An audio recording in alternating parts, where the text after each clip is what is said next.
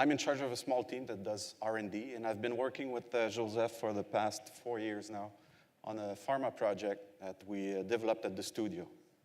And I'm Joseph Koziak. I'm with Amblyotech, and we're a medical device company that's developing a very unique technology. Yep. And today we're going to talk about the collaboration we've had for the past 4 years now, and from the development of the project, the game, to the FDA submission. So the agenda for today, we're going to talk about the therapy, the couple of main differences we saw between games and pharma, and we're going to talk about some lesson learned. And if we have time, we'll do a small Q&A session at the end. If not, I'll be around, and if you want to stop me and ask me questions during the afternoon, that'll be fine too. All right, so what is Amblyo? Okay, well, let's start out with what we're trying to do, the patients that we're trying to help. And amblyopia affects roughly 3% of the population worldwide, and in the US, it's about 9 million individuals.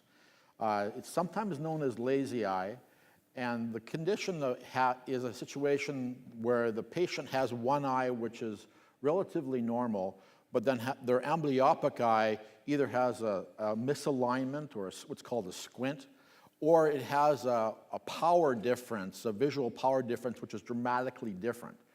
And in both cases, the brain can't handle these different signals coming to it. So what it does at a very young age is that it suppresses the visual input from the amblyopic eye and relies entirely on the dominant eye. So these patients basically have monovision. Many of them can't get driver's licenses. They have difficulties in just, with dexterity. Obviously have problems in athletics. They also have problems in academics. So it's a debilitating condition that can be treated now.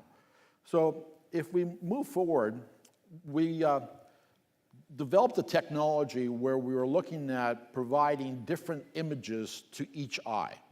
Because the current therapy was a monocular therapy of patching, where you forced the bad eye to work by impairing the good eye. And that had limited application. It has no application whatsoever in anybody over the age of 12. So once a patient got to the age of 12, they were told they had to live with that condition. The other problem is that we developed this technology and had good success at the very beginning based upon providing images to both eyes, so that both eyes would be engaged at all times.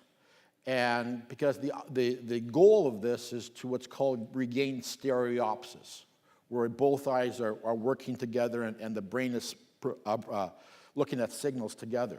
So when we developed that, we thought, well, geez, in order to provide these signals, perhaps in order to engage compliance, and we need to put it into a game environment. If somebody played a game, they would do it more often, and it would be self-fulfilling. And then we thought, perhaps maybe when we do that, we could do that at a home environment, so the patient would take it home as opposed to doing it in the clinic. And so then when we thought, well, perhaps what we're doing is creating a syringe, a new way of administering a drug to the patient. And by using an iPad or a tablet, we can provide a drug directly to the brain to influence it to change a condition. 60% of your brain's capacity revolves around your visual cortex. So if we can use the eyes as a way of administering that, we can avoid all kinds of drug-to-drug interactions, nephrotoxicity, metabolism issues that happen with chemical interventions. So that was the goal. It was to create the syringe of the future, because not only could you then look at amblyopia, you can look at ADD, ADHD, you can look at autism, you can look at all kinds of other neurological conditions, post-traumatic stress, and use the eyes and the tablet as a way of administering that drug. And so those are the benefits that we wanted to show, and that's what we're developing through numerous clinical trials. Yeah, and also it's a game, And when you're talking about game, you always have fan art. This is one of the cutest fan art we have ever received. It's from one of the patients that did the treatment. And believe me, when we saw that, all the team was very excited about what we were doing. All right. The collaboration of Ubisoft started at a conference called Hacking Health Montreal. There you go. Where you have people from the pharma and people from technology that groups together, do small conferences. The researcher behind it, Dr. Robert Hess from the McGill University, was there to explain that he had a good treatment, but the patient weren't playing the game enough, so the treatment wasn't as effective. And Mathieu Ferland from Ubisoft was there to explain that how we engage people and players in our AAA titles. So this is how the collaboration started, actually. There are three entities. There's McGill University, Amblyotech, and Ubisoft in this project. We each have different responsibilities. McGill is in charge of the treatment itself, the clinical trials, all the data that comes with it, making sure that the treatment works. Amblyotech is in charge of the project itself, so he's the project owner. He's also in charge of marketing. And Ubisoft is in charge of creating the technology and all the game design of it, the aspect of game design. So like any good product, electronic product, we all go to the whiteboard. So we sat together and we started thinking about from the install of the tablet to the patient office, to the prescription, to the treatment itself, and to the completion of the treatment. What was the actual need for each individual, each entities to make sure that we had everything on hand to deliver a proper product at the end. And we came out with this little game.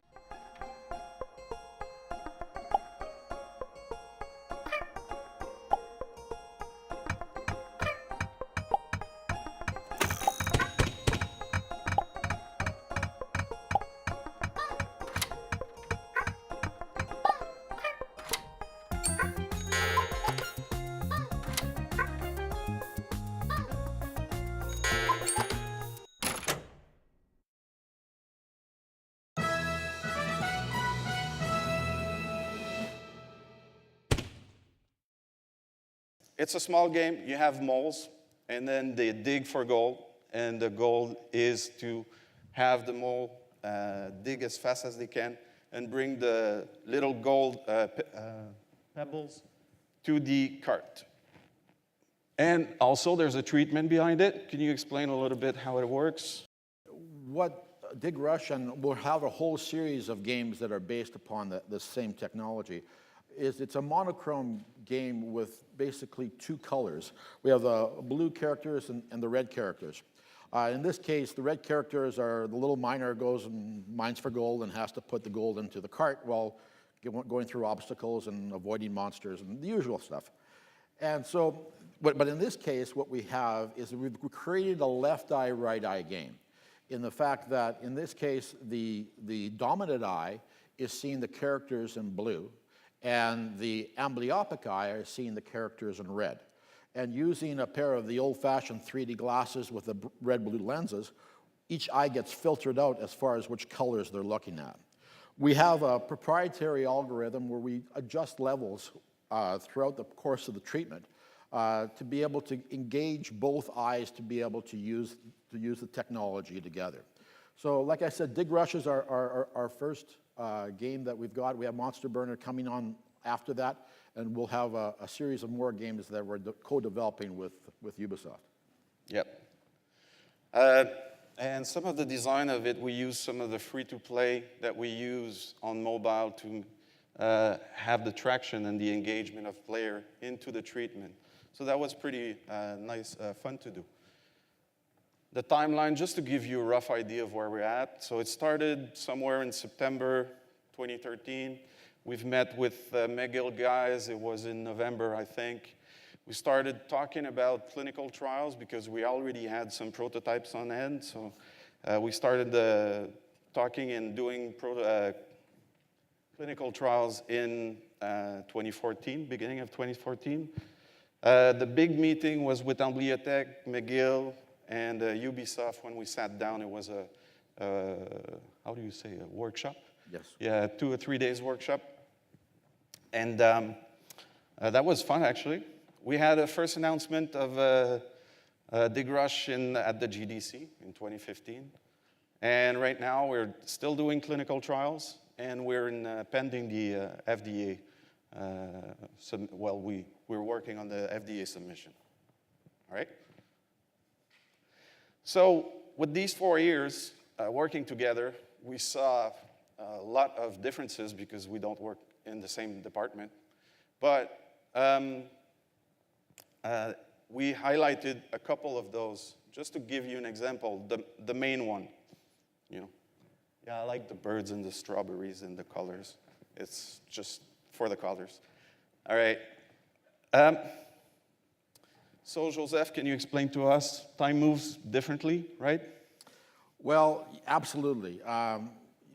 We're different companies. So this is peanut butter and chocolate, right? And all of a sudden you mash it and you got Reese's Pieces, and that's basically where we're at.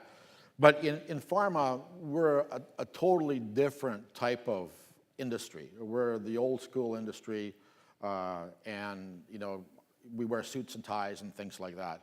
And I remember going to Ubisoft the very first time, and all the guys had beards, and all the guys and girls were wearing beanies, and I'm going, this is out of my element. And they looked at me like I came from Mars, because there was nobody with a tie in the entire office. And so and that's probably the kind of the thing about our relationship is how we merge that together. But the real issue is the fact that in our industry, developing things in 5 years and 10 years, that's standard, because of the fact that you have to go through the whole clinical trial process. It's not like you're making a game and say, yeah, it works and does, it's commercial. In our industry, we have to prove everything and that it works. So we have to prove that A, that it's effective, and B, that it's safe. You can't just produce something and say to the marketplace or to the people, the citizens, that you've got a product that's going to do what it says it does. And unfortunately, with a lot of apps and et cetera, it's the snake oil salesman out there saying that my product does everything from cure hair loss to cancer to erectile dysfunction. It doesn't work that way.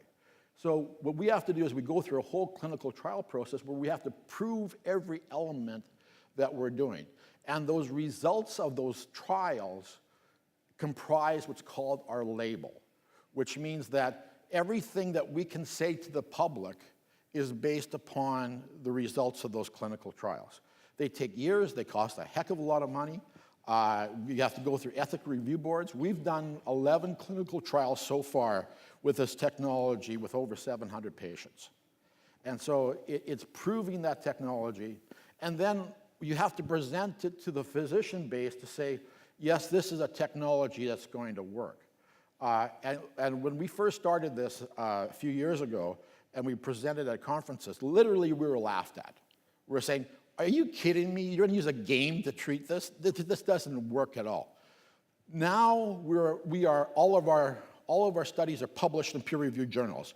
Our last study was published in JAMA, and it's basically coming out saying this is the future of treatment of amblyopia. So you have to not only convince the regulatory bodies, but you have to convince the physician base that this technology actually works. Yeah. Why I choose time, it's because it struck me when Joseph told me if we have an FDA approval within the next 5 years, it's going to be lightning fast. And I was like, whoa, lightning fast. The challenge with time in game is the technology, right? 5 years is a long time in game for technology. So when you develop, you need to be able to develop something that is going to be supported for 5 years more, and don't have to redo them every time there's something, a new console or a new tablet or a new OS that comes out. Just to give you an idea, one team can create close to 2 AAA titles or 8 to 10 mobile games in 5 years. We were on the iPhone 5 when we first started the project, and in 5 years, we'll be talking about the iPhone 12. It's almost one complete console cycle, almost. So time is a big difference that we need to adjust to department. We need to adjust the two departments together, right? Absolutely. All right. And we communicate differently, right? Yeah, it was part of that issue that really kind of could have broken up this relationship or made it what it is, in the fact that, in our business, we have a lot of regulatory restrictions. We have, documentation, we have ISO certifications, we have what's called the good, which is good clinical practice, good laboratory practice, good manufacturing practices. They all require documentation, sign-off, SOPs. And so when we talk to other pharma companies and device companies, you know that. Everybody understands that and they realize that's all part of the process. And when you're talking with somebody who has no understanding about that, it's very easy just to say, oh yeah, we got to do this, put this together. And you realize, no, you got to say, no, this is what we're doing, this is the end goal, this is how we're going to get there, and communicate to your partner and say, this is why we're going to be doing this, because it creates our opportunities to comply with these regulations. The other thing that's important is that the FDA has come up with a white paper on software compliance and requirements and audits. So what that means is that you have to prove that when you push this button so that the character jumps up, that it actually does that. And if the character is going to move to the right, you have a document that says, yes, it did that. You will have to have documentation to say that it's downloaded correctly and that you validated the fact that the software has been downloaded.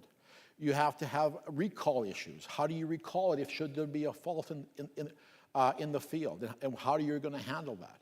So we have binders of documents related to our software compliance of how we've tested this technology and then did an audit on that to say, yes, we are compliant. Because once you have that, you declare yourself as compliant. At that point in time, the FDA can show up in your front doorstep and say, okay, let's see it, prove it. What happens here? I want to know that.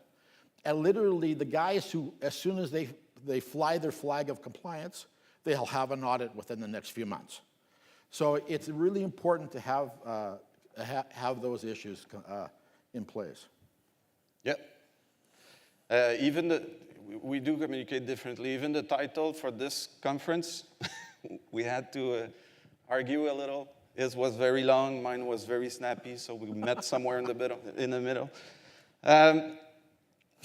In games, the product, even though it's the same, the product mostly we're used to having it for entertaining. It was a cool project. We had to design the fun for the drug. So that was the fun part. People loved it. And also that the pressure was to have people do a treatment. So the team was really happy about working on this project. In gaming, we design for fun. We do our sales in stores. They are handled by our marketing and PR teams. And almost all the validation are done by the studio, which gives us a more fluid flow. So having to do pharma was different in that term, like we said a little bit for the timing. So these are two major ones. We have plenty more, but we only have 20 minutes or so. So what we learned, what do we have to document? You have to document everything. And what's really was, I think, an education for our relationship is the fact that you not only document what you're doing going forward, but you have to document what you've done from day one. You have to document what created the light bulb that went off to say, hey, perhaps this could work. And you start at that point, and you start documenting everything that you've done. Because, when you're developing a therapy, you're going to have failures. You're basically a blind person feeling an elephant up. You're trying to figure out, where am I? And some things are going to work, and some things aren't going to work. And you prove that through the process. And so the end result of what your commercial product looks like is probably entirely different than when you started. So, but that whole process has to be documented, validated, because the FDA wants to see that. They want to know what was the thought process that created this. Because they use that documentation to look at other technologies moving forward. So all technology is built on the shoulders of other technologies. That's how they view it. So it's really a matter that documentation has to be complete. And and this was a brand new process for us. We weren't, we had to go back in 3 years of code in order to be able to have all the documentation that was needed. So it's very important to document everything. And to make sure also you document when you do your testing that it's always the same kind of process that you're using, so you have the same product at the end. So these are new things that we've learned. And I took this from a slide, but it's true. So if you don't document it, someone is going to want to see it, and it's going to become something that is very important for the project. The other thing is tutorials. This project was done 4 years ago. We have step-by-step tutorials for everyone. So when Joseph needs to install or go grab some data or send that to another people, he's autonomous. He doesn't have to wait for me. So you're going to save time at the end. And you won't forget things because after 3 years, you don't remember everything. And so you're going to be way more efficient at the end, right? Absolutely. All right. Regular communication. He's the king of that. He is very good. No, I'm not.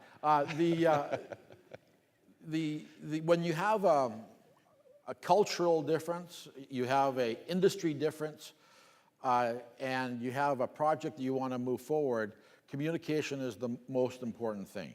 And at the beginning, it's a lot of emails and phone calls and everything else, partly to build trust between the parties, because we never worked with a gaming company before. Ubisoft has never worked with a medical device company before. And so it was like, how do we merge these two and get that trust level up? Then the other thing is just to be able to communicate the fact that the individual needs, in the fact that, why we're doing this, even to a point where you say, well, listen, I know you've done this, but really we want to back up 2 steps, because when we talk to physicians, they would really appreciate that element of it. So all of a sudden, it's reworking stuff because of the fact that our physician base is involved. So, that it's really important to communicate to avoid a lot of frustration between everyone. Yep. And for us, it was very important because we do a lot of code changing or reorganizing around something or creating new features that are asked. So it's very important to prioritize things. And also another good thing is when you communicate regularly, Joseph does that pretty good. That's why I like working with Joseph. If he senses friction, he's going to have a call right away within 1 day. And just make sure that sometimes it's just because we're talking games and they're talking pharma and we don't understand exactly what they want. So we make sure that everything is on page and it works really good. Meetings, I'm just going to go quickly around that, but it's very important. The agenda needs to be way up in advance so we can ask the proper questions prior to the meeting so we have the answer. Because we're doing other projects also on our other times. So when we meet, we make sure that it's 100% efficient. You can bring the key people in our side. It's mostly the programmers, the online programmers. If I have to speak about design, I'm going to have my designer. And on the pharma side, we had... Yeah, well, it's really important not to have any ego in this. You're not commanding this. You're just the quarterback of a bunch of players. And so on our end, we had all our regulatory team. We had our marketing team, which was important because of the fact that what we're doing is going to create the label. Now, that label is important because we want to be able to treat not only children, but adults, and because that's a revolution of itself. And then we also want to have our patent team on this, because what's beautiful about medical devices is that you can patent therapies. And so we've got numerous patents on our technologies, et cetera, and that patent base is growing based upon that. So it's important to protect your IP. Yeah. And one thing I liked, at the beginning, we were really looking for the natural fit, right? So we were very honest and very open about every discussion, making sure that they knew what we didn't know yet and what we didn't know how to do, and they knew what we could do. So that was pretty cool. So if you're pioneering, Joseph. Well, there isn't a digital therapy that's been approved by the FDA yet, and there hasn't been a guideline, even though they've tried it recently, last week, but there isn't a set of guidelines to say, okay, this is what you need to get approval. So we're constantly going back and forth and saying, this is what we're going to do, what do you think, and everything else. And so we're kind of pioneering the regulatory pathway to get this approved. And it's also pioneering the investor community, who quite frankly scratches their head and say, you know, nobody's ever done this before. How do you know you can make any money at this? Oh, and pioneering the physicians group, saying, am I really going to use a game to treat my patients? You know, and so all of those things happen all the time. So we're constantly beating our head. But, you know, like these poor people are crossing the prairies in their stagecoach. That's what we feel like we're doing. We're crossing the tundra, trying to get, you know, preventing from being eaten by wolves and stuff. Yeah, and believe me, it's a fun ride so far. So yeah, I'm enjoying any minute of it. So can game and pharma play nicely together? You know what? That's a real question mark, and the reason why is because it depends on the partners. We were very fortunate to have Ubisoft as a partner, because Ubisoft is an entrepreneurial, dedicated group of individuals who want to see patients get benefits, and that's what our goal was. You know, forget about what everything else is. If we could see somebody vision improve, and that they could actually do things and drive a car and have all the abilities, then we're doing something great. And that's what we want to do. We want to help patients. And Ubisoft got that right off the beginning. And, you know, but there's a lot of cases where pharma is stiff and doesn't want to do things, and the millennial generation wants to do it on their way or whatever, and it doesn't work out. But in our case, we were very fortunate to have Ubisoft, and I couldn't ask for a better partner. So you would say the answer is yes, if you're working with these guys.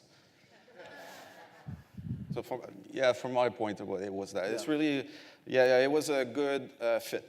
It's a very fun project, and we're really happy to do it. So just to wrap things up quickly, you know, there's opportunities everywhere. This is a good place to have them, so be aware. They're everywhere. Be honest. Be honest on what you know, what you don't know, what you do, what you can't do. Respect differences and respect the expertise of each department. I've learned a lot when I signed in with Ubisoft. I wasn't expecting doing a pharma project, but here I am today talking about it. That's pretty cool. And always maintain good communication. Anything to add? No, like I said, Ubisoft is probably, I don't think we could have done it with any other company. They're fantastic. Luc, my friend, it's always great working with you. And that wasn't rehearsed, huh? Yeah, you know, I'll take it. I really enjoy waking up every morning and working with this. All right. Thank you very much, everyone.